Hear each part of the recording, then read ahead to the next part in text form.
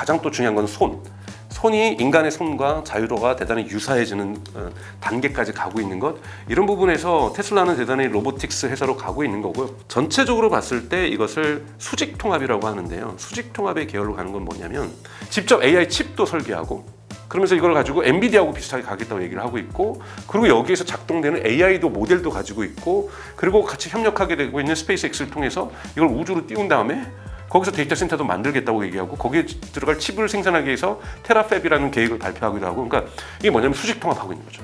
산업의 전환기 때는 이런 수직 통합한 기업들이 이길 수 있는 가능성이 높습니다.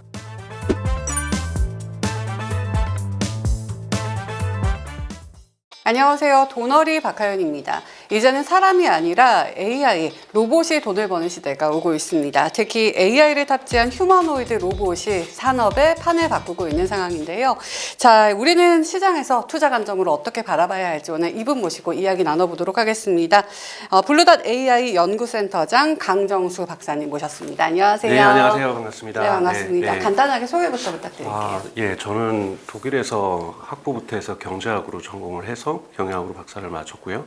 저는 테크놀로지 그 자체가 아니라 테크놀로지가 어떻게 시장에 영향을 주면서 시장에 변화를 주고 시장을 새로 생성하는지가 주로 연구 분야고, 관련된 일들을 많이 했었고 잠시 공직에도 있었고요. 그리고 지금은 AI 관련된 스타트업 창업해서 같이 일을 하고 있습니다. 네. 네, 오늘 AI에 대해서 굉장히 많은 이야기를 해주실 수 있을 네. 거라고 생각이 드는데요. 네. 예전에는 로봇 하면은 공장에서 단순 네. 이런 반복을 하는 그런 네. 로봇들이 떠올랐거든요. 근데 이제는 AI가 들어가서 스스로 판단을 하고 일까지 네. 하는 휴머노이드, 피지컬 AI가 등장을 했습니다. 네. 이게 어떻게 바뀐 건지. 그러니까 지금까지의 로봇들은 이제 산업용 로봇이라고 볼 수가 있고요. 이제 AI를 여러분들이 이제 피지컬 AI도 중요하고요.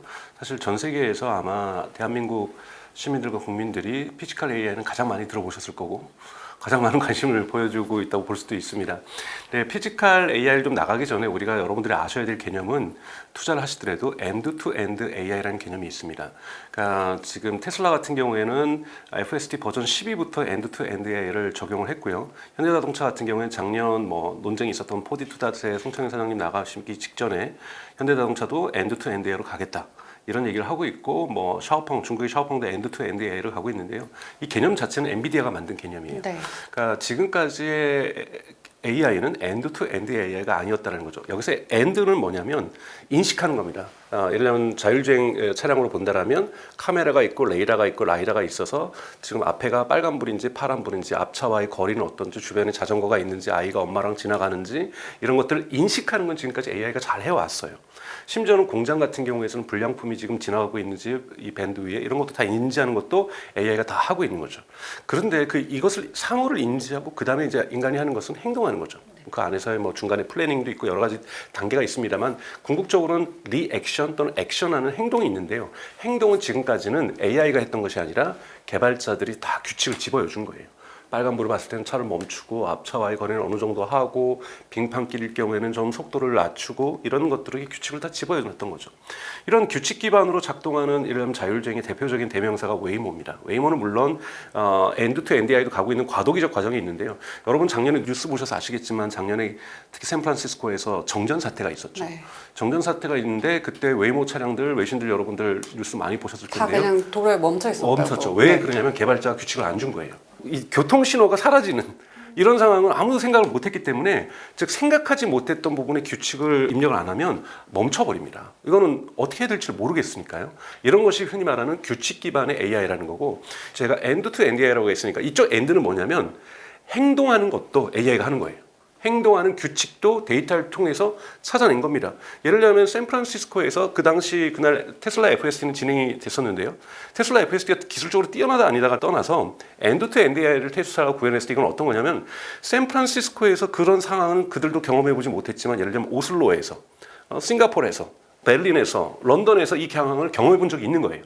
그래 봤더니 사거리에서 속도를 더 확실하게 낮추고 좌우를 확실하게 눈치 싸움을 하면서 설금설금 지나가면 문제 없더라. 이거 규칙을 본인들이 보고서 거기서 규칙을 도출한 거죠. 그래서 AI가 행동하는 것, 즉 액션까지 하는 것을 엔드-투-엔드 AI라고 볼 수도 있고요. 이것이 보통 자율주행이라는 자율성을 붙이는 거고, 휴머노이드도 보면은 자율성인 거고, 휴머노이드가 알아서 움직인다고 했을 때 이것은 바로 and, 액션까지도 AI가 한다는 부분에서 휴머노이드의 자율성을 얘기를 하는 겁니다. 지금까지의 모든 산업용 로봇, 우리가 지금 이 한국도 공장에 많이 쓰고 있습니다. 중국이 더 많이 쓰고 있습니다만 이것도 다 규칙 기반의 AI예요. 규칙 기반인 거고, 그러니까 이 자율성이 있는 것이 아니라 인간이 커피를 만들 때는 여러분들이 뭐 좀 뉴스에도 보면은 커피 만드는 뭐 로봇, 뭐 피자 만드는 로봇, 이거 다 규칙 기반의 AI예요. 규칙 기반의 AI로 3cm로 갔다가 2cm, 굳이 저는 왜 그걸 하는지 모르겠어요. 그냥 자판기를 쓰면 되는데. 자판기로 그런 거 보면 규칙 기반의 AI라고 볼 수가 있죠. 규칙을 줘서 뜨거운 물 넣고 뭐 커피 타고 해서 내려놓는 거죠. 그런데 지금까지 우리가 많이 썼던 것 중에 하나가 이 규칙을 찾아내는 것에는 다양한 방법들이 있겠죠. 그 중에서도 요즘은 인기 있는 것이 거대 언어 모델. 있는 거고, 거대 언어 모델은 기본적으로 넥스트 토큰이라고 하는 다음 단어, 다음 이미지 이런 것들을 추론하는 방식이라고 한다면 현실 세계에서 볼펜이 떨어지는 거는 이해를 못하는 거거든요. 왜 떨어지는지 중력 법칙을 이해하면 알겠죠. 근데 우리 어린 아이들은 이 물건이 떨어지는 거 어렸을 때부터 보기 시작하면은 물건은 떨어진다는 거 알고 있고, 뭐 잘못해서 문 꽉 닫아서 손이 끼면 아프다는 거 알고 있고, 선풍기를 세게 틀어놓으면 종이가 날아갈 수 있다는 거를 물리 법칙을 배우지 않았어도 눈으로 봐서 안다는 거죠. 피지컬 AI의 기본적인 모델은 월드 모델이라고 얘기를 해요. 그러니까 즉 세상을 시각적으로 봄으로써 세상을 이해하는 것, 내 팔이 어디쯤에 있는지, 내 다리가 어디쯤에 있는지, 이 팔이 저 팔과 부닥쳤을 때는 충돌이 일어난다든지 이런 것을 이해하는 것이 월드 모델이고, 이것을 로봇에 적용할 수도 있고 자동차에 적용할 수도 있고 공장에 적용할 수도 있고 다양하게 적용할 수 있는데, 이 응용된 월드 모델에 응용된 걸 피지컬 AI라고 얘기를 합니다. 그래서 이 피지컬 AI는 일종의 로봇으로 치면 뇌 기능을 하겠죠. 네. 이 뇌가 있어야 로봇이 작동하는 건데요. 이번에 현대의 보스턴 다이나믹스가 많은 칭찬을 받았던 것은, 지금까지는 사실 보스턴 다이나믹스는 이 뇌가 발달한 회사가 아니라 이 몸이 발달한 회사거든요. 몸을 정말 전 세계적으로 거의 탑 클래스에서 거의 1위라고 할 정도로 몸을 잘 만드는 회사였는데, 본인들이 뇌까지 만들려고 하다가 그 전략을 포기하고 쉽게 얘기해서 포기한 거죠. 네네. 우리 이거는 구글 걸 쓰겠다. 그래서 구글이 여러분들이 언어 모델 챗GPT에 상하는 게 제미나이죠. 제미나이는 거대 언어 모델, 제미나이 로보틱스라는 게 있습니다. 제미나이 로보틱스는 구글이 만드는 피지컬 AI의 이름이에요. 그래서 이 아틀라스에다가 제미나이 로보틱스라고 하는 피지컬 AI를 집어넣고 훈련은 또 엔비디아의 플랫폼에서 시키고, 이렇게 해서 큰 빅 플레이어들끼리 연합전선을 구축했다. 데이터는 현대자동차가 공장 데이터 제공하고, 그래서 몸을 잘 만드는 보스턴 다이나믹스, 데이터를 주는 현대자동차, 뇌를 만드는 구글의 제미나이 로보틱스, 그 다음에 이것을 훈련장을 쓸 수 있는 가상 공간에서 훈련장을 제공하는 것은 엔비디아가, 이렇게 협업을 통해서 강력한 협업들이 빅 플레이어들이 협업을 하니까 피지컬 AI가 휴머노이드가 곧 실현될 수 있겠다라는 기대감과 스토리들이 형성되고 있는 국면이 지금이라고 볼 수 있습니다. 근데 이야기를 쭉 들어봤더니 일단은 로봇이 규칙 기반의 로봇에서 자율성을 갖춘 휴머노이드로 이제 변환이 되고 있고, 이게 경쟁력이 심해지고 있는 상황인 것 같거든요.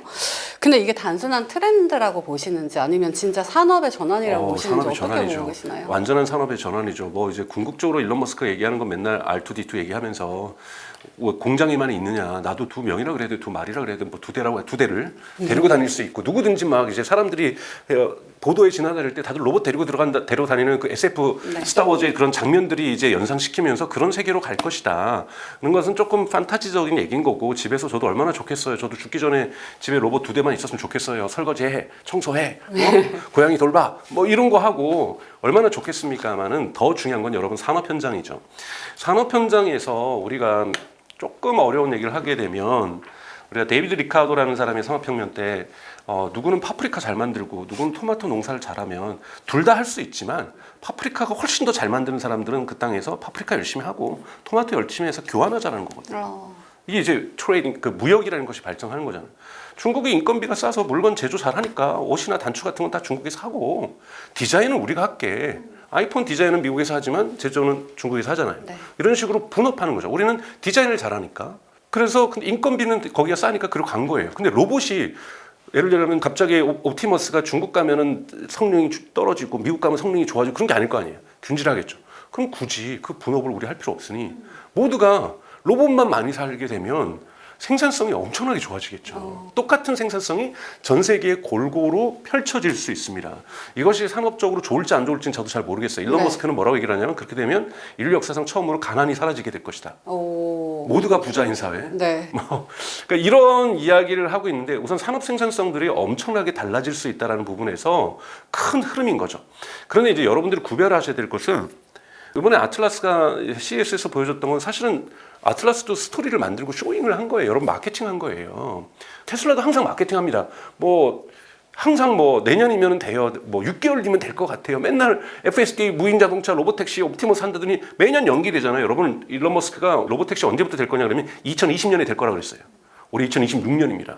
올해도 될지 안 될지 지금 모르고 있는 거잖아요. 그런 부분에서 똑같이 보스턴 다이나믹스의 스토리텔링도 좀 보실 필요가 있어요.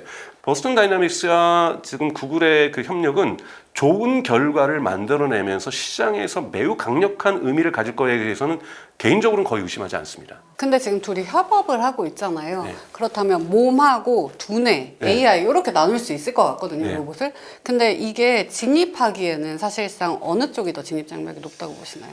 뇌가 더 높죠. 아무래도 왜냐하면 지금 특히 몸 같은 경우에는 저기 중국도 대단히 많이 만들고 있고 테슬라의 옵티머스도 만들고 있는데 여러분 이 뇌를 만드는 기업들이 되게 많습니다. 요즘 이쪽이 돈이 된다니까 어마어마한 돈들이 몰리고 있거든요. 대표적인 기업 중에 하나가 프로메테우스. 회사 이름이 프로젝트 프로메테우스예요. 이름도 프로메테우스 불을 가져다 준 이것. 이 지금 CEO가 누구냐면 제프 베조스. 누굽니까? 아마존을 창업했던. 네. 이 사람이 지금 작년 11월에 처음으로 CEO로 복귀를 했어요. 그 회사 이름이 이 프로젝트 프로메테우스고 이 회사는 뇌만 만드는 회사입니다. 그리고 얀 루큰이라고 해서 원래 메타의 수석 AI 과학자였던 그 사람도 대단히 유명한 사람입니다. 이 사람도 지금 최근에 파리로 옮겨가지고 거기서 뇌만 만드는 회사를 만들었고 삼성전자나 LG전자가 투자한 미국의 결코 작지 않은 규모의 스타트업들이 있습니다. 하나 이름이 피지컬 인텔리전스라는 기업이고 하나가 스킬드 AI예요. 둘 다 뇌만 만드는 기업이에요. 이 뇌만 만드는 AI 기업들은 지금 미국에서 대단히 발전하고 있다는 부분이고 여기 구글 제미나이 로보틱스도 분명하게 존재하고 있다는 거고 그런 부분에서 근데 이들 중에서 지금 가장 앞서 나가고 있는 것은 테슬라의 옵티머스를 제외한다라면 구글의 제미나이 로보틱스라고 볼 수가 있습니다. 그러니까 1등 기업끼리 몸을 제일 잘 만드는 1등 기업은 저도 보스턴 다이나믹스라고 생각해요. 1등 기업끼리 만났다는 부분에서 매우 현실성이 높아졌는데요. 여기서 조금 주의를 좀 드리면 투자자분들에게 이것이 올해 상용화되는 게 아니고 내년에 상용화되지는 않습니다. 작년 여러분들이 검색해 보시면 제미나이 로보틱스라고 검색을 해보시면 구글 딥마인드에서 공식적으로 작년 9월에 밝힌 블로그가 있어요. 신뢰도 수준 40%. 작년 9월이 40% 수준. 여러분 로봇은 100%까지 올라와야 상용화가 할 수가 있습니다. 그렇잖아요. 이번 주에도 사실은 그 동영상이 풀렸죠. 이 스팟이라고 하는 이 개 모양으로 생긴 보스턴 다이나믹스의 로봇이 진돗개를 산책을 나가서 공을 던져줘서 물어와 그랬더니 안 물어와서 자기가 가서 물어오는 이런 장면이 있고 여기에도 구글의 제미나이 로보틱스가 쓰였어요. 근데 이 일을 어떻게 했냐면 그거를 일부러 조작한 게 아니라 칠판에다가 오늘 너가 할 일을 적어놨어요. 그러면 이 스팟이라는 곳에 입에 딱 열면 카메라가 있어서 그걸 읽은 다음에 내가 옷 정리도 해야 되고 뭐도 정리해야 되고 걔도 산책시켜줘야 되네 이러면서 이렇게 하는 거거든요. 이런 식으로 지금 작업하는 것은 구글의 로보틱스가 많이 가 있어요. 그 40% 작년에 나온 것도 뭐냐면 LA 지역에서 재활용 쓰레기 분리법을 보여주고서 이거대로 여기 막 쓰레기들 섞어놓은 다음에 재활용 분류하려는 거였어요. 40%밖에 정확하지 않았어요. 근데 여러분 챗GPT나 제미나이는 흔히 말하는 할루시네이션 환각을 해도 문제가 없어요. 문제가 전혀 없는 건 아니지만 세종대왕이 맥북을 던지니 많이 하거나 해도 또는 강정수가 못생겼으니 어쩌고저쩌고 얘기를 해도 그냥 웃어 넘길 수 있는 건데 로봇이 여러분 실수한다고 생각해 보세요. 안 되죠. 예, 여기 스마트폰이 떨어져 있어서 제가 로봇한테 얘기했어요. 내가 죽을게 라고 했는데 자기가 오버 친절해가지고 자기도 죽다가 저랑 머리를 부닥치면 머리에서 피나는 건 저만 나잖아요. 여러분 산업 현장에서 신뢰도가 떨어질 경우에는 바로 산업재해입니다. 그렇기 때문에 이 신뢰도를 되게 끝까지 올리는 것이 중요한데 그것이 2027년에 가능할지 2028년에 가능할지 2029년 저는 2030년까지는 가지 않을 거라고 저도 봐요. 여기에 1, 2년이 걸리는 거고 이번에 보스턴 다이나믹스에서 발표했을 때 CES에서 분명하게 얘기했어요. 뭐라고 얘기했냐면 2028년부터 tens of thousands, 그러니까 수만 대의 아틀라스를 현대자동차의 조지아 공장에 투여해서 거기에서 실증 데이터를 모으겠다고 얘기를 했어요. 이건 아직까지 상업화한 게 아니잖아요. 마지막 완성 단계인 거죠. 마지막 완성 단계를 현대자동차도 보스턴 다이내믹스도 2028년 정도로 보고 있다는 거죠. 근데 이 시간이 나쁘다고 저는 생각하지 않아요. 충분하게 관련된 산업들이 성장할 수 있고 또 뒷부분에 얘기 말씀드리겠지만 관련된 서플라이 체인의 변화들도 있을 수 있기 때문에 저희에게 시간이 있는 것이 오히려 더 좋다고 보고요. 왜냐하면 전문가들이 볼 때는 인류 역사상 가장 큰 시장이라고 보고 있거든요. 이 가장 큰 시장에 보스턴 다이내믹스가 있다는 것만으로도 저는 다행이라고 보지만 이 한 기업만 있어서 되는 건 아니잖아요. 다양한 기업들이 있어야 되고 생태계가 형성된다는 부분에서 그 기회를 준비할 수 있는 시간 또한 있다는 것은 저는 나쁘게 보지 않습니다. 일단 이야기를 들어보니까 인류 역사상 가장 큰 시장이다라고 말씀하셨는데 그렇다면은 돈을 버는 로봇이 자리 잡을 수 있는 가장 빠른 산업은 뭘지 궁금한데요. 예를 들자면 이번에 그 시연해 줄 때 보스턴 다이내믹스의 그 애틀라스가 되게 무거운 거 50kg까지 들 수 있다고 그러더라고요. 20kg짜리 막 네. 물건을 크게 들은 걸 나와줘요. 근데 그런 거는 휴머노이드 로봇이 안 해도 돼요. 그건 산업용 로봇이 해도 됩니다. 이미 하고 있고 굳이 그 일까지 안 해줘도 되거든요.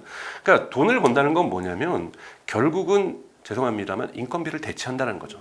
그러니까 아무리 노력을 해도 특히 미국, 중국 같은 경우는 다크 팩토리라고 해서 어둠의 공장을 운영을 하고 있잖아요. 일부러 불을 끄는 거죠. 특정 공장을 봤을 때, 특정 층을 봤을 때 여기는 100% 자동화되면은 거긴 불을 끄고 작업을 하는 거예요. 그래서 멀리서 봤을 때 몇 개 군데만 불이 켜 있으면 저기는 나머지 사람들은 다 퇴근하고 몇 군만 열심히 일하나가 아니라 다 공장이 작동되는데 인간이 일하는 데를 표시해 놓은 거예요.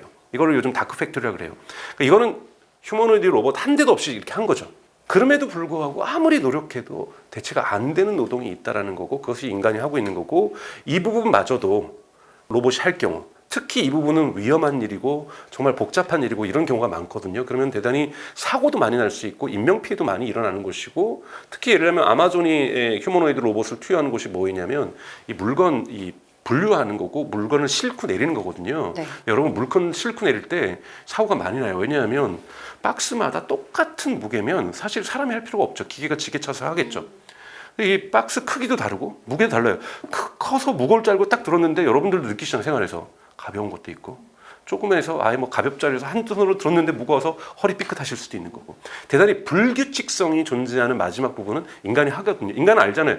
이 손을 잡아보면 살짝 힘 좀 줘보면 이게 무거운지 가벼운지 알 수 있거든요. 인간은 이런 감각이 대단히 좋습니다. 이걸 지금 마지막으로 휴머노이드가 대체하려고 하고 있는 거예요. 이런 것을 봤을 때 충분히 인건비를 대체할 수 있다는 부분에서 돈을 벌 수가 있는 거고 생산성이 더욱더 좋아질 거고 효율성이 더 좋아질 거고 효율성이 좋아진 것만큼 우리는 소비자는 더욱더 저렴하게 그것을 이용할 수 있을 거고요. 그렇기 때문에 휴머노이드 로봇이 많이 배치될수록 뭐 표현을 말하신 것처럼 돈 버는 로봇이 된다는 건 당연한 거죠. 모든 로봇은 사실은 따지고 보면은 돈 버는 로봇인 거죠. 네. 모든 인간이 노동을 하고 일자리가 있으면은 돈을 버는 것처럼 그런 관점에서 본다면 모든 로봇은 돈을 벌게 될 거라고 봅니다. 네. 그럼 결국에는 물류센터나 뭐 공장에서 가장 먼저 쓰일 것이다. 그렇죠. 예. 가장 먼저 되는 것은 이러한 공장에서도 위험한 작업 환경 이런 부분에서 원래 뭐 지금 드론이나 이런 것들이 발전한 데는 뭐예요? 인간이 잘 못하는데 수중 드론 해가지고 인간이 잘 못 들어가는 것 이런 부분에 들어가가지고 문제를 해결해 주는 것이 기계가 하는 일들이 많은 거잖아요. 그래서 그런 부분으로 이제 진행이 되면서 궁극에서는 인간이 반복 작업을 하는데 특히 예를 들자면 자동차에서는 하네스 과정이라고 해서 의자를 막 조절하고 집어여서 정밀하게 조정하는 걸 아직 로봇이 못합니다. 그리고 여러분 보통 제네시스에 약 3km의 전기줄이 들어가요. 즉 뭐 기계와 기계 부품을 연결한다는 게 전기줄이 많이 들어가거든요. 이 작업은 자동화가 많이 안 돼 있어요. 그 틈틈이 인간의 손가락이 들어가가지고 이걸 해줘야 되는 거거든요. 그러니까 이러한 인간의 손님만이 할 수 있는 이런 영역이 결국은 휴머노이드가 들어가야 되는 거잖아요. 네. 나머지는 이미 자동화가 되어 있으니까요. 예를 들면 이러한 손의 이런 부분들의 를 대체한다라면 로봇이 이 부분을 해낸다라면 저는 많은 부분에서 인건비 절감을 하겠죠. 근데 인건비는 절감이 되겠지만 우리가 일자리를 잃게 되잖아요. 여기에 대한 우려는 어떤 당연히 것이나요? 있죠. 일자리를 잃게 되는 것에 대해서 많은 사실은 학자들이 연구를 하고 있고 2024년에 노벨 경제학상을 받았던 데렌 에이스 모글로 MIT 경제학과 교수죠. 이 사람이 대표적으로 연구한 것이 이런 기술이 일자리에 미치는 영향에 대한 연구들이 있는 거고요. 그래서 지금 엠피리컬하게 그러니까 실증적인 연구들에서 일자리 연구는 AI가 인간의 일자리를 없앨 것이다라는 사실 이런 공포 누구나 다 갖고 계시는 거지만 아직 입증된 그렇게 부분은 많지 않아요. 가장 입증되고 있는 건 오히려 소프트웨어 엔지니어 개발자들이 요즘 일자리를 잃고 있죠. 일부 사람들은 쌤통이다라고 얘기하는 사람들도 있어요. AI가 화이트 칼라나 블루 칼라 일자리 먼저 대체할 줄 알았더니 개발자들을 먼저 대체한다. 소프트웨어. 그래서 요즘 그래서 소프트웨어 기업들 주가 폭락하는 거고 또 이번에 엔스로픽에서 미토스라는 거 내놓으니까 보안 업체들의 주가가 폭락하는 거고 보안 업체 이제 망했다 뭐 이런 얘기를 하면서 가장 먼저 소프트웨어를 대체하고 있습니다만 일자리를 어느 정도 속도로 대체할지는 좀 더 지켜볼 필요가 있을 거고 항상 학자들이 주장하는 것은 기술은 특정 일자리를 대체하지만 새로운 산업을 낳는다라는 거예요. 여기서 예를 들면 기업이 이윤율을 높일 경우, 즉 생산성을 높여서, 즉 생산성이라는 건 동일 아웃풋을 결과물을 더 적은 인풋으로, 더 적은 비용으로 만들어내는 것을 생산성 향상이라고 얘기를 한다면 이건 결국은 기업의 이윤이 증가하는 거기 때문에 이 이윤이 증가했을 경우에 기업은 계속해서 사업을 확장하려는 경향성이 있기 때문에 총량은 줄어들지 않을 거다. 그런데 저는 잘 모르겠어요. 요즘 그럼에도 불구하고 요즘 최근에 4월달 뭐 뉴욕타임즈라든지 이런 미국의 언론들 같은 경우는 경제학자들이 조금은 과거의 기술 진화 속도보다 AI의 속도가 너무 빠르기 때문에 네. 아마 적응 못하고 일자리의 중간 과정에서 많이 상실되는 경우가 있을 수 있을 거라는 분명히 두려움도 얘기를 하고 있습니다. 그래서 일부 유튜브 방송에서는 그래서 자본 투자해야 된다. 그래서 투자가 더 중요하다. 네. 이런 얘기도 하고 있습니다. 현재 로봇 산업을 이끄는 양대 축을 꼽자고 하면 사실 테슬라와 현대차가 아닐까라는 생각이 듭니다. 이런 얘기를 요즘 조금 현대차가 웃으시네요. 들어요. 그렇게 되면 현대차도 입이 많이 찢어져 있죠. 네. 너무 기쁘고. 네. 저는 이제 현대차 내부 임원분들하고 이제 종종 만나서 뭐 일들을 많이 하는데요. 네. 사실은 작년 12월 달까지 대단히 절망적이었어요. 오. 왜냐하면 보스턴 다이내믹스가 혼자 하려고 했었는데 결국은 구글의 손을 빌리기로 했다. 엔비디아의 손을 빌리기로 했다. 그래서 시연을 좀 했는데 그 대박이 터진 거잖아요. 네. 왜 몸을 자기네들이 잘 만들다 보니까 몸으로 시연하는 건 되게 잘하거든요. 근데 거기에 뇌는 이제 자기는 포기한 거잖아요. 근데 자기는 내부에서는 이거를 되게 절망적으로 봤는데 뇌를 포기한 것에 대해서 네. 협업을 하는 거에 대해서 저는 나쁘지 않게 보는데요. 네. 뭐 삼성 갤럭시는 뇌는 사실 뇌로 따지면 그게 구글의 안드로이드잖아요. 그렇죠. 네.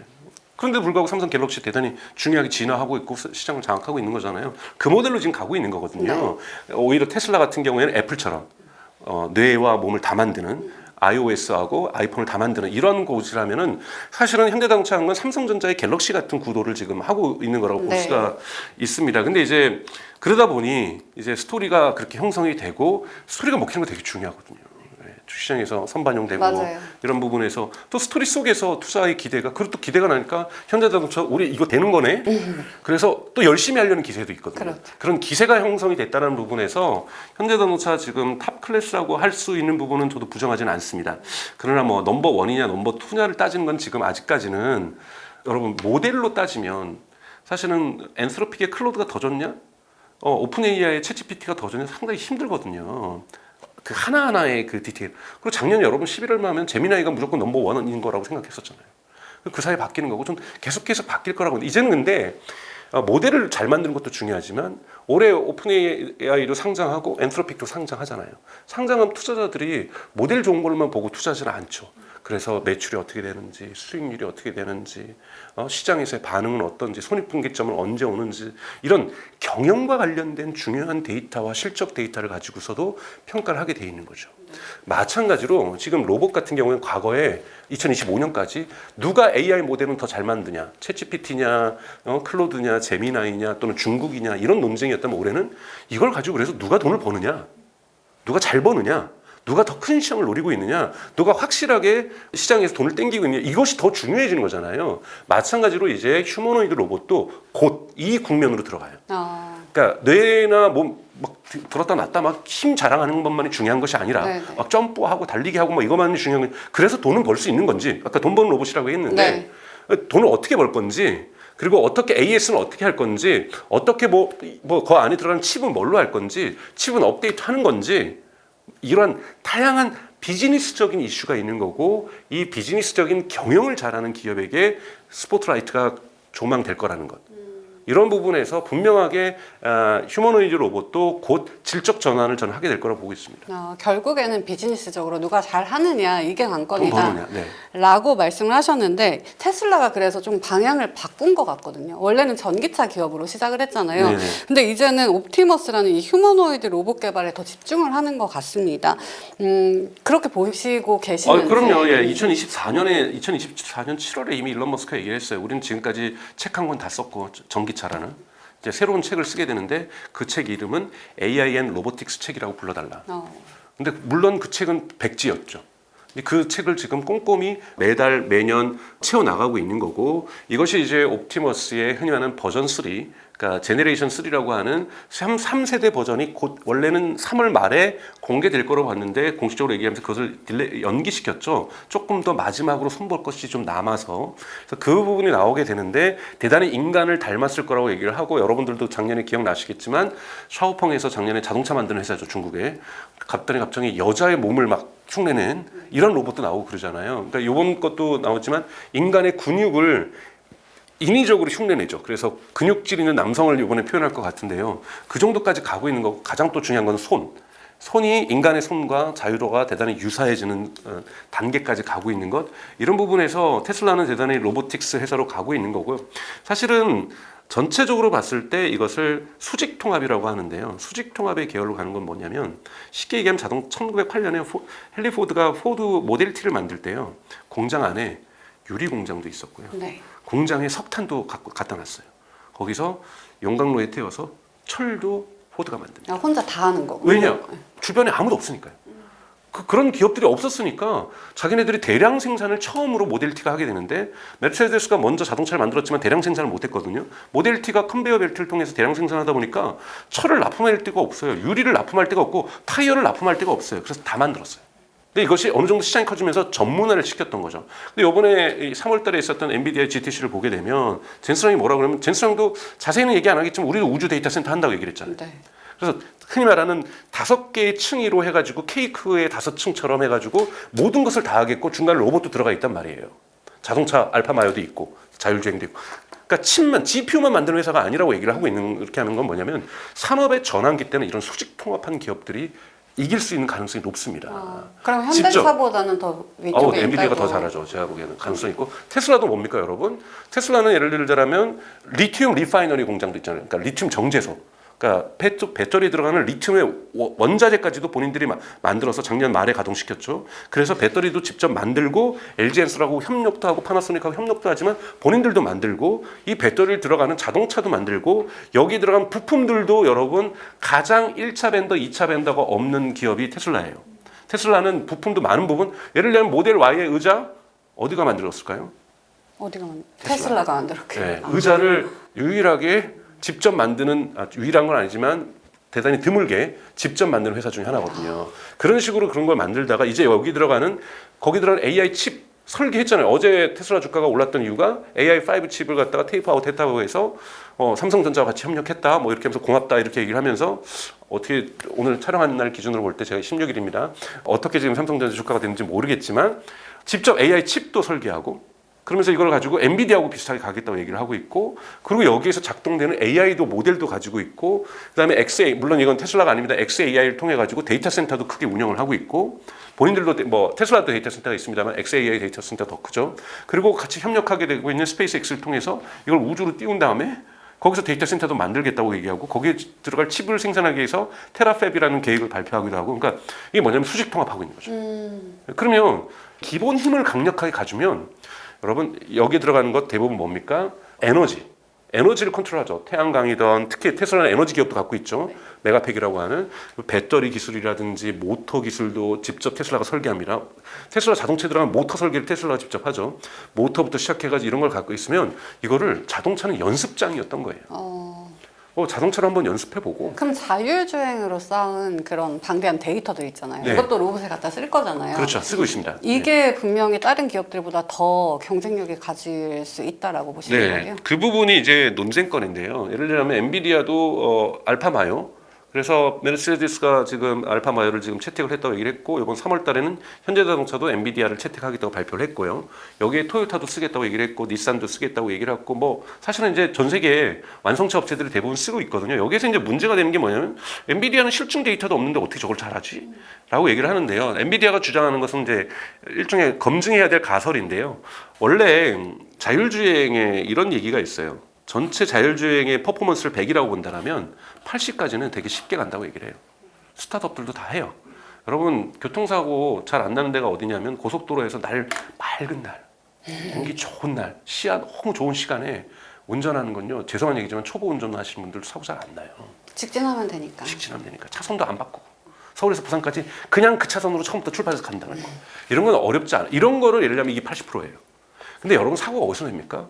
예상치도 못했는데 갑자기 뭐 비가 온다든지 안개가 낀다든지 막 갑자기 태양이 미쳐가지고 내 눈앞이 안 보인다든지 갑자기 어떤 사람이 비 오는 겨울에 어두운 겨울에 갑자기 검은 옷을 입고 다니는 사람들이 막 확 지나간다든지 아이고. 이런 사람들이 지나가거나 또는 칼치기에 들어온다든지 좌회전 깜빡이 분명히 였는데 우회전한다는 차량이 있다. 이런 식의 어떤 희귀 케이스에서 사고가 나는 거거든요. 자, 여기에 대한 데이터를 테슬라는 실증 데이터를 통해서 구현했다라고 얘기하는 거고 아까 엔드-투-엔드에 제가 말씀드렸던 것처럼 거기서 규칙을 찾아냈다라는 거고 심지어는 정전이 됐을 때도 어떻게 했는지 자기네는 규칙을 찾아냈다는 건데 엔비디아는 그것을 다 흔히 말하는 디지털 트윈에서 가상 공간에서 다 연습시킬 수 있다. 우리가 거기다가 태권도 선생님 집어줄 수 있고 쿵푸 선생님 집어줄 수 있고 그게 이제 과거에 매트릭스라는 영화에 나오는 거잖아요. 갑자기 나 운동 좀 하고 올게 그러더니 가상 공간 가가지고 태권도 배우더니 실제로도 태권도를 잘해요. 이러한 것처럼 가상 공간에서 시뮬레이션을 통해서 연습을 하면은 해결할 수 있다가 엔비디아의 입장이에요. 네. 이런 부분에서 엔비디아의 말이 또 무조건 젠슨하게 뻥까쳤다고 우리가 쉽게 얘기할 수는 없으니까 어느 정도 타당성과 논리성이 있기 때문에 그 가능성은 있습니다. 그래서 테슬라가 갖고 있는 실증 데이터의 장점을 얼마나 다른 기업들이 특히 엔비디아죠 빨리 격차를 줄일 수 있을 것인가. 정말 엔비디아 말대로 그렇게 줄일 수 있다라면 큰 플레이어에서 테슬라만이 아니라 다양한 완성차 업체들도 자율주행을 실현할 수 있을 거라고 보는 거고요. 그렇지 않을 경우에는 실증 데이터를 많이 갖고 있는 이 테슬라하고 일부 중국 기업들 이런 쪽 기업들이 자율주행에서는 앞서갈 수도 있기 때문에 이 부분이 판결은 나는 것이 아마 2027년 정도가 되지 않을까 저는 그렇게 생각하고 있습니다. 일단 테슬라는 모든 걸 혼자 다 하는 네. 그런 기업이다라고 볼 수 있다면 현대차는 좀 다양한 기업들과 협력을 해서 그렇게 전략을 펼치고 있거든요. 네, 네. 근데 이제 보스턴 다이나믹스를 통해서 스팟이나 뭐 아틀라스 네. 이런 고성능 로봇을 상용화 단계까지 일단 끌어올리는데 현대차가 성공을 했습니다. 네. 현대차가 가진 가장 큰 장점은 뭐라고 보고 계세요? 우선 보스턴 다이내믹스를 사실은 구글이 샀다가 저기 소프트뱅크에 팔았다가 매물로 나온 거를 정말 기가 막히게 잘 샀다라는 거. 이건 정말 큰 이것도 전략적인 거죠. 왜냐하면 돈이 한두 푼이 들어가는 게 아니잖아요. 그러니까 전략적인 투자를 정말 잘했다라는 거고 그리고 또한 이런 때가 왔다라는 거. 보스턴 다이내믹스가 원래 가지고 있는 이런 메카니컬한 기계적인 장비를 잘 만들 수 있고 다룰 수 있는 부분에서의 능력이 뛰어난 집단이라는 것. 이런 사실은 지금까지는 보스턴 다이내믹스는 R&D 기업이었어요. 그런데 이제는 상용화의 길로 그 길로 접어들 수 있게끔 혼자서 애써서 상용화로 가려는데 힘들어하니까 이것 또한 현대차가 전략적 결정을 해준 거예요. 혼자 하지 말고 그냥 같이 가자. 연합군을 형성하자. 근데 연합군도 듣보잡 연합군이 아니라 그냥 글로벌 넘버 원들하고 연합을 하자. 구글과 엔비디아하고 연합하면 되지 않겠느냐. 이런 부분에서 흔히 말해서 뒤쳐져 있던 격차, 즉 테슬라하고 뒤쳐진 격차를 한순간에 따라 붙은 거죠. 그런 부분에서 대단히 잘했다는 부분에서는 거기에 놓아는 이 전략적 결정이 대단히 중요했다고 저는 생각이 들고요. 이제 한순간 없이 쫓아붙었으니 하지만 이 테슬라의 옵티머스도 아직까지는 마지막 5%, 마지막 8%가 남아있고 보스턴 다이나믹스도 그리고 구글의 제미나이 로보틱스도 마지막 8%, 9%가 남아있거든요. 이것을 누가 먼저 흔히 말하는 결승점에 들어올 것인가. 네. 둘 다 아직 결승점에는 거의 결승점 눈앞에 보이기 시작하고 있어요. 그러고 있는데 실제로 테이프를 끊고 들어오는 사람이 누가 될지 또는 2등은 못 들어오는 건지 2등도 조금 있다가 들어올 건지 이것을 관찰해야 되는 시기가 이제 다가왔다라는 부분에서 뭐 아니면 도가 결정이 나겠죠. 그걸 여쭤보고 싶었거든요. 저는 둘 다 들어올 거라고 보고 있어요. 둘 다 들어오는데 시차는 이제 일어나고 있는데요. 아직 좀 비판적인 부분을 좀 말씀을 해드리면 보스턴 다이내믹스 아직 해결을 맡지 못하고 있는 건 손이에요. 손이요? 네, 손가락이 3개잖아요. 그리고 손가락도 되게 크고. 여러분 우리가 휴머노이드 로봇을 어디다 쓸 거냐면 지금까지 산업용 로봇이 못하던 곳에 써야 돼요. 산업용 로봇이 있는데 굳이 들어가서 길 좀 비켜봐. 내가 땜질할게. 걔가 막 로봇팔이 막 땜질 잘하고 있는데 가가지고 자기가 용접봉 들고 가더니 이거 가리고서 막 이렇게 할 이유가 없는 거잖아요. 산업용 로봇이 이미 하고 있는 것은 휴머노이드 로봇이 들어갈 이유가 전혀 없어요. 그런데 제가 아직까지도 최종적으로 중국에 다크 팩토리가 있는데도 휴머노이드 로봇이 필요한 부분은 도저히 해도 안 되는 마지막 인간만이 할 수 있는 일이 남아있다라는 거예요. 네. 여기에는 여러분 무거운 것을 드는 것이 중요한 게 아니죠. 요즘 무거운 거 드는 거를 다 로봇이 해요. 정밀한 인간 손만이 할 수 있는 손재주가 있어야 돼요. 이 부분을 어떻게 해결할 것인가가 사실은 저는 아직까지 보스턴 다이내믹스에서 답을 보지 못했기 때문에 뭐라고 정답은 못 드리겠는데 언젠가는 손기술만 잘하는 기업이 있어서 보스턴 다이내믹스에 그 기업을 구매할 수도 있겠죠. 그걸 구매할 수 있는 방법은 있거든요. 왜냐하면 지금 손만 열심히 하는 한국 기업도 있고요. 네. 그리고 중국 기업들도 많아요. 미국 기업들도 있고. 그래서 손만 열심히 하는 기업을 구매하는 방식으로의 흐름이 나온다면 되게 큰 스토리가 될 거고 주가가 다시 한번 상승 탄력을 하게. 그러니까 즉 보세요. 테슬라도 예를 들면 결승점이 여기에 있는데 스토리로서 사람들한테 옵티머스 될 거니까 주가에 어느 정도 선반영되어 있잖아요. 그건 근데 테슬라의 주가가 왜 많이 올라갔다 많이 떨어집니까? 이 상승폭이 진폭이 큰 주식이 테슬라잖아요. 그 이유가 스토리로 받치고 있는 거예요.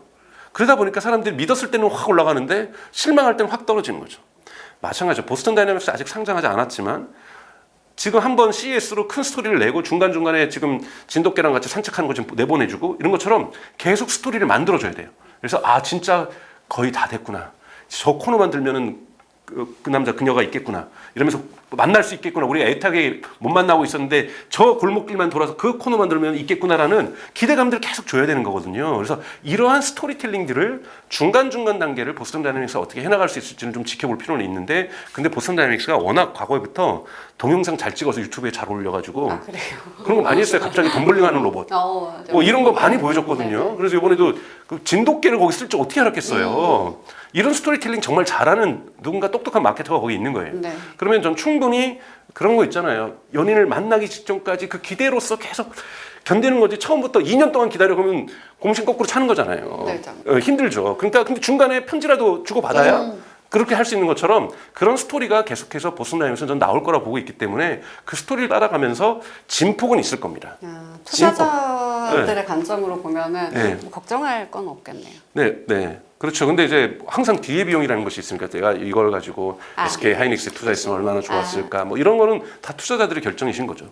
그럼 다시 한번 여쭤보자면 테슬라는 일단 혼자 하겠다 이고 네. 현대차는 다 같이 네. 이런 생태계적 전략이잖아요. 네. 어느 쪽이 더 유리한 쪽으로만 본다면 어느 쪽이 더 유리하다고 보시는 거예요? 유리한 걸로만 따지면 테슬라가 조금 유리합니다. 왜냐하면 전환기점에 있으니까요. 그 모든 것들을 다 종합적으로 고민한다는 부분에서. 근데 어차피 이 시장은 테슬라 혼자 가져갈 수는 없어요. 뭐 마켓 쉐어 해봤자 많아야 50%겠죠. 나머지 50%를 누가 갖느냐도 중요한 거고요. 여러분 똑같이 보시면 돼요. 스마트폰. 그러니까 즉 iOS하고 아이폰을 가지고 있었던 애플이 초반에 유리할 때도 있고 또 갤럭시가 치고 나올 때도 있잖아요. 폴더블 폰 먼저 만들고 또 애플이 또 2026년 하반기에 폴더블 폰 만들면 또 애플 쪽으로 또 무게중심을 쓸렸다가 2027년에 또 삼성 갤럭시가 또 뭔가를 치고 나오면 또 무게중심 하면서 이러한 선의의 경쟁을 하면서 엎치락뒤치락 할 문제인 것이지 누군 되고 누군 망한다. 이 게임은 저는 아니라고 봐요. 또 우리 국내에서도 뭐 두산 로보틱스, 레인보우 로보틱스 같은 기업들이 로봇 시장에 뛰어들고 있습니다. 글로벌 경쟁 속에서 이 우리 기업들의 위치는 진짜 솔직히 어느 정도에 좋아요. 있는지. 왜냐하면 레인보우 로보틱스라든지 두산 로보틱스는 여러분 산업용 로봇을 만드는 곳이에요. 여기는 AI 능력이 아까 말했던 엔드-투-엔드 AI가 아니죠. 즉 어떻게 지능을 가지고 자율적으로 움직일 수 있는 AI 능력은 거의 제로라고 보시면 돼요. 여기에는 인지하는 AI 능력은 있죠. 하지만 어떻게 액션할지에 대한 AI 능력은 없습니다. 그런데 이들에겐 또 누가 있습니까? 아까 말했던 제프 베조스가 만들었던 프로젝트 프로메테우스, 피지컬 AI만 만드는 곳, 또는 여기도 구글 제미나이 써도 써죠. 제미나이 로보틱스 갖다 써도 되는 거고, 여기에 또 얀 루큰이 만들어서 파리에 있는 AMI라고 하는 회사라든지 또는 삼성전자하고 LG전자가 투자했던 피지컬 인텔리전스라든지 스킬드 AI에 여기는 뇌만 만드는 곳이 있거든요. 네. 여기랑 그러니까 두산 로보틱스하고 저는 레인보우 로보틱스는 반드시 협업할 거라고 봐요. 본인들이 뇌를 만드는 건 보스턴 다이내믹스도 못한 거예요. 그러니 어떤 뇌와 협력 관계를 맺느냐. 그게 중요하겠네요. 그것이 되게 중요한 거고 그 발표가 있을 때 주가도 요동을 치겠죠. 그래서 반드시 여기도 협력군을 형성할 겁니다. 그래서 어떤 협력군들에 대한 발표들이 나오느냐 그 준비를 하느냐가 더 지켜보는 것이 더 중요하지. 아 저기도 언젠가는 AI 부분을 정말 엄청나게 발전시켜가지고 피지컬 AI를 구현할 거야.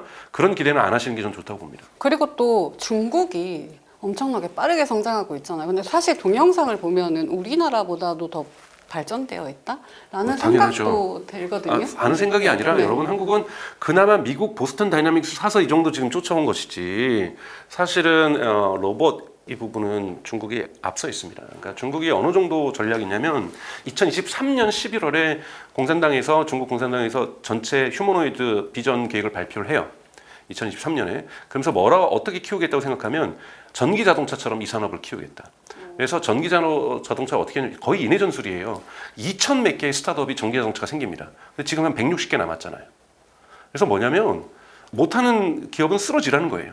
쓰러지면서 그때까지 구현해 놓았던 R&D 기술이나 연구 기술을 살아있는 기업에 팔고 죽으라는 거예요. 그러면서 피라미드처럼 올라와서 이제 130 몇 개 남은 거고, 이제 중국 정부는 이 중에서 20개만 남기고 나머지 죽어라라는 거잖아요.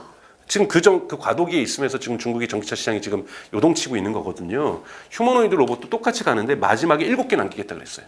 그러니까 지금 더 있는 거죠. 그러니까 바글바글 거리는 거예요. 네. 지금 바글바글 거리다 보면 수준 높은 곳도 있고 유니트리처럼 수준이 낮은 곳도 있어요. 가다가 쓰러지는 애들 뭐 이런 애들 만드는 것들 많은 거죠. 근데 중국의 기본 전략은 이렇게 한다는 거고요. 그리고 작년 12월에 외신에 보도되면서 이제 난리가 났는데 한국에 별로 안 났는데 로봇 데이터형 데이터 센터가 있습니다. 지금 문제가 뭐냐면 피지컬 AI가 기술적인 어떤 완성도를 맞추는 데에서는 학습 데이터가 적어요. 우리가 거대 언어 모델은 여러분 텍스트 이미지가 아직까지도 사용하지 않은 이미지가 텍스트가 너무 많을 정도로 정말 많이 있습니다. 이런 부분들을 계속하면서 빠른 속도로 성장할 수 있는 게 거대 언어 모델이고, 그렇기 때문에 지금 데이터가 충분하기 때문에 물론 뭐 여기에도 부족하다고 관점에 따라서는 볼 수가 있습니다만, 그래서 지금 챗GPT나 제미나이나 클로드가 계속해서 빠른 속도로 지금 어마어마한 속도로 지금 진화하고 있는 거거든요. 근데 피지컬 AI는 이 3차원적 데이터가 거의 없어요. 그래서 작년 12월에 나왔던 구글이 발표했던 논문에 따르면 그들은 뭘 하고 있냐면 유튜브에 있는 동영상을 보고서 3차원적인 것을 해석하려고 하는 이런 쪽으로 연구를 많이 하고 있어요. 이건 테슬라도 하고 있어요. 테슬라는 뭐라고 했냐면 본인들은 1인칭 관점에서 촬영한 영상이 돼. 근데 1인칭 관점에서 촬영한 영상 많지 않아요. 이거에서 학습하는 것은 다 끝냈다 그랬어요. 목표가 테슬라도 3인칭 관점에서 촬영한 영상을 보고도 로봇이 학습하는 것. 이것을 아직 근데 이루지 못했다고 얘기를 하고 있어요. 네. 지금 구글 딥마인드도 이건 이루지 못했는데 이쪽으로 근접해 가고 있다고 얘기를 하고 있는 거예요. 이 부분이 되면 데이터가 많아지는 거죠. 유튜브 영상 엄청나게 많으니까요. 영화만 봐도 이제 우리는 느낄 수 있잖아요. 멀리서 기차가 오거나 차가 오면은 점점 올수록 소리가 커진다든지 이런 느낌들이 있는 거잖아요. 이거를 로봇이 배워야 되는 거거든요. 그래서 그렇게 될 경우 해결되는데 중국은 지금 상하이라든지 베이징이라든지 각 성에 한 500명에서 700명 들어가는 데이터 센터를 지었어요. 이게 뭐냐면 거기 뭐 500명, 700명이 서가지고 뭘 하고 있냐면 저도 그 사진 보고 너무 놀랐는데 한 명은 출근해서 퇴근할 때까지 전자레인지 뚜껑만 닫았다, 문만 열었다 닫았다. 한 명은 냉장고 문 열었다. 한 명은 다림질 했다 말았다. 정말 로봇용 데이터를 인해 전술로 만들고 있습니다. 그러니까 이런 부분들을 볼 때 중국은 예를 들면 시뮬레이션 할 수 있는 뭐 칩도 아직 부족하고 제한되어 있고 이러다 보니까 이런 식으로 접근하고 있는 거예요. 메카니컬한 로봇도 방대한 중국의 제조 역량을 가지고 지금 엄청나게 쫓아온 거고, 그러니까 막 우리 식으로 하면 설날에 하는 그들의 쇼가 달라지잖아요. 네. 뭐 쿵푸하고 뭐 과거에는 무용 부채만 돌리더니 이제는 막 쿵푸하고 그러잖아요. 이런 메카니컬한 거예요, 이거는. 하지만 중국에서 아직 징후가 안 보이는 것은 뇌가 어느 정도로 진화하고 있는지, 어디까지 와 있는지 아직 알 수는 없습니다만 아마 많은 부분, 상당 부분 진화되고 있을 거라고 보는 거고, 저렇게 각 성에서 700명을 고용해서 그 나중에 되면 7,000명 고용할 수도 있잖아요. 그래서 막 30명에서 전자레인지 문만 열었다 닫았다 할 수도 있는 거고, 이렇게 나오는 데이터를 거기는 모든 로봇 기업에 무료로 주겠다는 거예요. 그러니까 이러한 변화를 봤을 때 중국 또한 이러한 데이터와 지능과 메카니컬한 물리적인 어떤 몸과 이런 것들이 진화한다는 부분에서 중국 또한 대단히 빠른 속도로 쫓아올 거라고 저는 생각이 듭니다. 그러면 한국, 미국, 중국 이렇게 봤을 때 글로벌 경쟁 구도는 어떻게? 미국과 중국이죠. 거기 한국을 왜 끼세요? 아닙니다. 껴주세요. 농담이에요. 보슨 다이내믹스가 네. 있기 때문에 대단히 강력하고요. 산업용 로봇에서는 한국도 뒤처지지 않아요. 산업용 로봇을 대표하는 것이 바로 두산 로보틱스하고 레인보우 로보틱스 같은 기업들이 있는 거죠. 그래서 산업용 로봇에서는 한국이 경쟁력으로 뒤처지지 않는데, 한국이 지금 뒤처지고 있었던 것은 이 휴머노이드 로봇의 이러한 유연한 몸을 갖고 있고, 또 하나 여러분들이 보셔야 될 것은 이 부품이에요. 서플라이 체인. 네. 이것이 저는 한국의 기회라고 보는데요. 작년 4월에 파이낸셜 타임스가 밝힌 거에 따르면 테슬라의 옵티머스의 부품의 80%가 메이드 인 차이나입니다. 근데 인류 역사상 가장 커질 시장인데 언제까지 미국이 이것을 메이드 인 차이나로 가져가겠어요? 우리도 되게 잘하지 않나요? 그러니까 그 부품이죠. 네. 그 부품인데 그 부품에서 근데 한국도 잘하고 있는데 한국도 해결하지 못하고 있는 게 있어요. 바로 액추에이터라는 말을 들어보셨을 거예요. 네. 이 상하 운동하고 회전 운동하고 뭐 이런 것들을 액추에이터 모터거든요. 그 모터에 뭐가 들어가 있냐면 자석이 들어가 있어요. 자석의 전 세계 자석의 96%를 어디가 생산합니까? 중국. 여러분 한국에 들어다니는 모든 드론, 거기 들어가는 자석, 메이드 인 차이나. 여러분들이 전기차가 아니더라도 여러분들의 그 차량에 있는 이 비 오면 이 와이퍼 와이퍼. 거기에도 안에 모터가 있거든요. 아. 그 모터도 메이드 인 차이나. 이번에 트럼프가 화냈다는 게 뭐예요? 애플 아이폰에 나사를 납품하는 중국 업체가 테슬라의 옵티머스에 나사도 납품하더라는 거예요. 근데 그 나사도 미국이 못 만든다는 거예요. 정밀한 나사죠, 대단히 아이폰에 들어가는. 그러니까 한국에게 기회가 오는 건 뭐냐면 그러면 반드시 미국이라든지 다른 기업들이 한국도 마찬가지고 일본도 마찬가지 유럽도 그러니까 탈중국화할 거예요. 여기에 우리 부품 납품하는 산업이 어떻게 커질 수 있을 것인가. 즉 최종 제품으로서 엔드 프로덕트로서의 보스턴 다이내믹스 로봇도 중요하고 뭐 레인보우 로보틱스라든지 뭐 이 두산 로보틱스에서 만드는 엔드 프로덕트도 중요하지만 여기에 흔히 말하는 밸류 체인이나 서플라이 체인에 들어갈 자동차라고 치면 1차 벤더, 2차 벤더, 3차 벤더들이 있잖아요. 이 벤더 사업을 어떻게 키울 것인가. 이 부분도 대단히 중요하다. 특히 자석의 국산화 이걸 어떻게 이뤄낼 것인가? 이 부분은 앞으로 이제는 자석은 전략 산업이라는 거예요. 이 부분을 한국에서 어떻게 만들어낼 것인가? 이 부분을 어떻게 환경 친화적으로 만들 것인가? 왜 자석 산업이 다 중국으로 왔냐면 자석의 과거 만드는 기술들은 대단히 환경에 오염 물질을 많이 부산물로서 만들어냈어요. 그러니 이런 거 저 중국으로 보내자. 그래서 다 중국 보낸 거예요. 중국에 보내면서 전 세계에서 모든 자석은 중국에서 만들려고 하니까 우리가 만들게. 돈만 준다면. 그런데 중국은 기술력을 키워오면서 이것을 100%는 아니지만 많은 경우 친환경화하는 기술로 가고 있다는 거예요. 그럼 이 기술을 이제 한국도 가져와야 된다는 거죠. 그래서 다시 한번 이러한 부분에 대한 관점을 가져서 여러분 이제 뉴스도 보시면서 이런 기업들도 보셔야 돼요. 벤더들로서 의미 있는 기업들이 한국에서 어떤 기업들이 탄생할 것인가. 예를 들면은 테슬라의 2차 전지 이것 때문에 우리는 한국 2차 전지 커졌잖아요. 네. 2차 전지도 벤더죠 일종의. 이런 핵심 부품들을 로봇에 들어가는 2차 전지도 중요해요. 왜냐하면 현재 현대자동차 이번에 해결하는 것이 자기가 가서 자기가 배터리를 갈고 오잖아요. 왜냐하면 배터리 들어갈 수 있는 공간이 너무 적어서 자동차와 다르게 2시간 이상을 지금 못 버팁니다. 유니티 같은 경우 2시간이에요. 옵티머스도 밝힌 적이 없어요. 몇 시간을 쓰는지. 그런데 한번 생각해 보세요. 몸속에 어디다 집어요? 가슴 파고 얘는 배터리가 안 들어가요. 그러면 가다가 얘가 1시간 뒤지고 2시간 지나서 엄마 배고파요 그러면 어떻게 해요? 저 밥 안 주면은 일 안 할래 이거잖아요. 그랬더니 현대자동차 정말 아이디어 좋았어요. 보스턴 다이내믹스 가서 자기가 배터리를 스와핑하죠. 바꿔버리는 거죠. 이런 방법으로 갈 수도 있는 거고 전고체 배터리가 쓰일 수도 있는 거고 2차 전지에 3원계 배터리가 쓸 수도 있는 거고 LFP가 쓰일 수도 있는 거고 여기에서 배터리 시장에서 고밀도 배터리를 어떻게 진화시킬 것인가. 엄청나게 큰 시장에서. 이 부분도 대단히 중요하고요. 여기 들어간 나사를 만드는 부품을 만드는 곳에 우리가 가장 중요한 액추에이터. 이 액추에이터를 어떻게 메이드 인 코리아로 만드는가도 대단히 중요한 기회고 이 시장을 밝히는 뉴스가 나오는 기업에게는 대단히 큰 투자의 어떤 관점에서 볼 때도 의미 있는 기업으로 성장할 가능성이 있습니다. 또 최근에는 로봇을 직접 사는 게 아니라 구독하는 그런 시스템도 나오고 있더라고요. 네.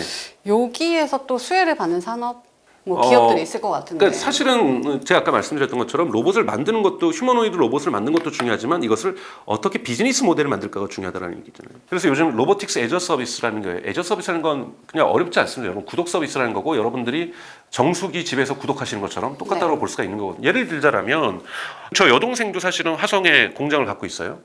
공장이 있고 사실은 인건비가 안 돼서 대부분 다 외국인 노동자들이 일을 하고 계세요. 그래서 동생한테 제가 농담으로 얘기를 했어요. 너도 휴머노이드 로봇 나오면 교체해야지 그랬더니 오빠 여기가 인건비가 얼마나 싼 줄 알아? 로봇이 얼마나 비싼 줄 알아? 그 로봇을 우리가 어떻게 사? 그걸 또 대출 받아서 사야 돼? 말도 안 되는 소리 좀 하지 말고 오빠 그럼 방송에서는 열심히 얘기하고 근데 여러분 그런 기업도 휴머노이드 로봇이 들어가려면 최저임금보다 저렴해야 돼요. 그리고 그런 기업은 직원들 뭐 80명 정도 있는 이런 공장에서 휴머노이드 로봇을 5대 드린다고 해서 무슨 의미가 있겠어요? 80대를 다 드려야 될 거예요. 아니면 50대를 드려야 될 거 아니에요? 네. 50대를 한 대당 1억씩 하면 그게 얼마예요? 이거를 어떻게 뭐 활보하고 뭘 하더라도 대출 받으면 또 이자 비용이 나갈 거 아니에요? 그 이자 비용이 아마 여기 최저임금보다 더 비쌀 거예요. 현실적으로 그러네요. 그렇죠. 그럼 여기에는 예를 들면 여기에 구독 서비스를 제공해 줄 수 있죠. 소유권은 예를 들면은 보스턴 다이내믹스가 갖겠지만 소유권은 테슬라가 갖겠지만 월 요금을 최저임금으로 쓰세요. 그럼 최소한 뭐 사고도 잘 안 나고 부가 인건비도 없고 훨씬 더 효율성이 좋고 아니 최저임금보다 우리가 10% 싸게 해드릴게요. 그러면 월로 그것만 내면 안 바꿀 이유가 어디 있겠어요. 바꾸는 동기는 여러분 이 기억을 하시는 분들은 명확해요. 돈을 벌려고 사업하는 것이지 기술을 실현해 보기 위해서 하는 건 아니거든요. 그러니까 돈을 벌기 위해서 여유가 없는 분들도 바꾸기 위해서는 이런 공장에서 갖기에는 반드시 최저임금보다 저렴해야 되기 때문에 이거를 일회성 구매를 할 때는 겁도 나죠. 저 고장나면 또 어떻게 되지? AS 비용은 또 얼마나 들까? 뭐 이런 걱정들을 하게 될 거 아니에요. 그래서 돈을 다 토탈 그 운영비를 따져보게 됩니다. 그렇기 때문에 훨씬 더 부담 없이 접근할 수 있는 것은 내가 굳이 소유를 안 해도 되니까 2년 뒤에 더 좋은 로봇이 나올 수도 있으니까 나는 2년 동안 그냥 현존하는 로봇 중에서 최고 로봇을 이렇게 애저 서비스로 정수기처럼 빌려 쓰겠다. 구독하겠다. 그래서 이 부분들이 훨씬 더 설득력이 있습니다. 그리고 나라마다 구독료를 다르게 갈 수가 있거든요. 넷플릭스 구독료 조금씩 달라요, 나라마다. 네. 이런 것처럼 구독료를 인도가 여러분 제일 쌉니다. 인도에다가 만약에 구독료 한국처럼 해오면 소비자가 안 열리는 거예요. 그런데 또 구독 서비스를 한국엔 이렇게 파는데 뭐 인도에다 판다면 한국하고 똑같이 가면 우리가 일할게 그럴 거예요, 인도 분들은. 인도네시아, 베트남 가가지고 한국의 최저임금 수준 맞춰주면 어떻게 그냥 우리가 일할게요 그럴 거예요. 그럴 것 같아요. 그럼 나라마다 네. 그 나라의 최저임금에 맞춰줘야 되거든요. 그래서 대단히 어렵습니다. 그 정도로 그러려면 비용이 저렴하게 대량 생산을 로봇을 해줘야 된다는 거거든요. 그래서 애저 서비스를 어떤 나라부터 먼저 할지 이런 것도 로봇의 생산 비용을 어떻게 장악하느냐, 즉 R&D로 몇 대를 잘 보여주느냐가 중요한 것이 아니라 보스턴 다이내믹스도 이제 고민하고 있는 게 뭐냐면 대량 생산을 해서 여러분 대량 생산의 뜻이 뭡니까? 개당 평균 비용이 낮아지는 거거든요. 우리가 볼펜을 한 대 만드는 것보다는 10,000개를 만드는 것이 훨씬 더 한 개당 비용이 낮아져요. 그렇죠. 그래야 저렴하게 팔 수가 있는 거잖아요. 그래야 남기는 이윤이 남는 거잖아요. 그래서 결코 몇 대 만드는 거는 제가 말씀드렸죠. 자동차를 처음에 만든 건 독일이었지만 매스 마켓, 자동차 시장을 대중 시장화했던 것은 미국의 헨리 포드입니다. 왜요? 컨베이어 벨트를 도입했기 때문에. 누가 먼저 만드냐는 중요하지 않아요. 보스턴 다이내믹스가 먼저 들어갈 수도 있고 테슬라가 들어갈 수도 있어요. 중요한 건 얼마나 사람들이 구독할 수 있을 정도로 최저임금 수준으로 구독할 수 있을 정도로 가격을 낮춰줄 수 있느냐. 그 가격을 못 맞추면 계속해서 비싸게 하게 되면 시장도 안 열릴 거고 또는 시장과 경쟁하기 위해서 그 가격에 맞춰주는데 우리는 비용이 그보다 비싸면 우리는 만들면 만들수록 팔면 팔수록 손해가 되겠죠. 못 견뎌낼 거고요. 그래서 이런 부분도 같이 보시는 것이 되게 중요합니다. 그럼 이 관점에서 보면요. 네. 이게 완성 로봇 기업이 있고 부품 기업이 있고 또 AI 플랫폼 기업 이렇게 로봇을 나눌 수 있다고 보거든요. 여기서 선택을 해야 그러면 된다면 이제 포트폴리오를 하시거나 ETF를 하시면 되는 거죠. 로봇 ETF 있는 거고 그래서 여러분 너무 많이 고민하지 마세요. 네. 그러니까 이것이 여러분들이 고민해야 될 건 뭐냐면 이것이 시장이 커질 것인가. 저는 AI는 버블이 잠시 터질 수 있어요. 여러분 버블 터질 가능성이 있어요. 에너지 문제 때문에 데이터 센터를 짓는 속도가 늦춰진다. 그럼 엔비디아 칩을 올해 10,000개 샀는데 올해 9,000개만 쓰고 1,000개는 내년에 쓰지. 이런 버블 터지는 거예요. 왜요, 여러분? 에너지가 부족해서 올해 10,000개를 샀는데 9,000개만 쓰고 원래 10,000개 다 썼어야 되는데 1,000개를 내년으로 하면은 내년에는 1,000개 빼고 더 사는 거잖아요. 그럼 여러분 어떻게 되냐면 엔비디아의 성장률이 둔화됩니다. 그럼 여기에 납품을 하는 SK 하이닉스와 삼성전자의 성장률도 같이 둔화되겠죠. 여러분 주식 때 투자하신 거 아실 거 아니에요. 한 기업의 성장률이 둔화되면 그 주가가 어떻게 되나요? 상상하기 싫어요. 그렇죠. 성장률이 둔화된다는 건 어마어마한 일들인 거죠. 그래서 근데 이러한 부분이 들어가는 거 있고 현대자동차라든지 지금 테슬라 같은 경우에는 성장률 둔화가 문제가 아니죠. 그 시장을 진짜로 시작하느냐, 어떠한 모습으로. 엔스로픽은 여러분 엔터프라이즈에서 매출을 거의 80% 내고 있어요. 근데 오픈 AI, 챗GPT 같은 경우는 거꾸로 컨슈머 시장에서 소비자 시장에서 더 많이 하고 있단 말이죠. 자, 그러면 스토리가 달라지는 거예요. 저기는 B2C, B를 대상으로 하는 엔터프라이즈를 대상으로 하는 엔스로픽은 그 기업으로 이미 방향을 전환한 거예요. 우리는 이걸로 스토리를 만들고 이걸로 실적을 보여줘서 IPO 이후에 주가를 끌어올리겠다라는 거고 오픈 AI는 대단히 브로드하게 넓게 해서 검색 시장도 들어가고 커머스 시장도 들어가고 대학생들 위한 서비스도 하고 80 넘은 저희 어머니를 위해서도 서비스 제공하고 광고도 하고 이것저것 다 한단 말이에요. 기업도 들어가고 이런 데는 성장 스토리는 여러분들이 판단하시는 거예요. 그렇기 때문에 지금은 이 성장 스토리가 만들어지고 있는 과정이기 때문에 이것을 분산하는 아까 말했던 이 부품을 납품하는 업체들 중에서 새로운 라이징 스타가 있을 수 있어요. 분명히 있을 겁니다. 네. 그런 2차 전지 산업처럼. 그런데 그걸 기다리기 위해서는 이 시장 자체가 아직 완벽하게 무르익지 않았다는 거예요. 2차 전지가 여러분 언제부터 떴습니까? 전기차가 최소한 테슬라가 모델 3를 처음으로 대량 생산한 이후에. 즉 자동차 시장이 매스 마켓으로 열리기 시작한 시점에서부터 2차 전지가 성장한 거지.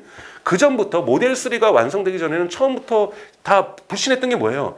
전기차를 매스 프로덕션 할 수 없어. 대량 생산할 수 없다라는 거였는데 그 불신을 깼던 것이 테슬라의 모델 3고 그때 여러분 아시는 것처럼 2019년, 2020년에서 테슬라 주가가 폭등하는 거잖아요. 그 이후로 계속 횡보하고 있지만 그러면서 2차 전지가 치고 올라왔던 것처럼 절대 로봇이 시장의 스타트를 열지 않으면 그 관련주들은 대장주가 될 수 없습니다. 일단 현재는 성장 스토리가 쓰여지고 있는 과정이기 때문에 어느 네. 한 부분에만 투자하기보다는 대장주 위주로 네. 포트폴리오를 좀 다각화하자 이렇게 말씀을 해주셨는데요. 그럼 마지막으로 AI 로봇 시대에 투자를 하려는 분들에게 한 말씀, 조언의 한 말씀 부탁드릴까요? 그러니까 사실은 포모도 많이 발생하고 테슬라 예를 들면 다른 데서 주가 2% 떨어질 때 외부 변수에 의해서 즉 거시경제 이란 전쟁을 할 때 테슬라는 4% 떨어지거든요. 아직까지 시장을 열리지 않는 이러한 것은 진폭이 되게 크다라는 것. 그렇게 불안해하실 때는 그때마다 막 불안해져가지고 이거 팔아야 되나 말아야 되나 잠도 안 오고 누가 좀 얘기해줘나 계속 유튜브 검색하고 죄송한데 이러실 분들은 이런 주식엔 투자 안 하는 게 좋습니다. 왜냐하면 이미 AI 시대로 가고 있으면서 계속해서 주가가 올라가고 있는 SK하이닉스라든지 삼성전자가 있잖아요. 차라리 여기에 투자하는 것이 훨씬 더 여러분들이 잠을 편안하게 주무실 수 있는 방법이라는 말씀을 좀 드리고 싶거든요. 그리고 물론 일찍이 투자하면 하이 리스크 하이 리턴이라고 한국 분들이 또 이런 걸 너무 좋아하셔서 리스크를 높게 가져가시는 경향은 좀 있는데요. 차분하게 하면서 계속해서 공부하시고 채널들 구독해 보시면서 보면 되지 않을까. 공부하는 것이 가장 큰 답입니다. 네. 자, 오늘은 돈 버는 로봇 시대를 앞두고 투자적인 관점에서 이야기를 나눠봤는데요. 투자적인 관점에서 잘 생각을 하셔서 현명한 투자하시길 바라겠습니다. 자, 블루닷 AI 연구센터장 강정수 박사님과 이야기 나눴습니다. 좋은 말씀 감사합니다. 고맙습니다.